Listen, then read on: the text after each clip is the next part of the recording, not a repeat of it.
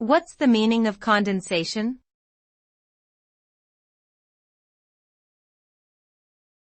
Condensation.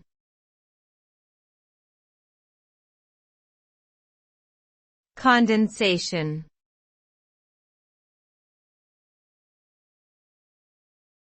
Condensation.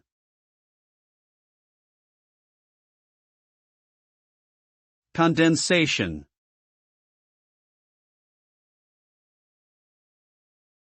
Condensation is the process by which a gas or vapor changes into a liquid or solid state due to a decrease in temperature or increase in pressure. The result of this process is the formation of droplets or crystals of the condensed substance, usually on the surface of a cooler object in contact with the gas or vapor. Condensation is commonly observed in everyday life, such as when steam from a hot shower or kettle forms water droplets on a cooler surface like a mirror or window.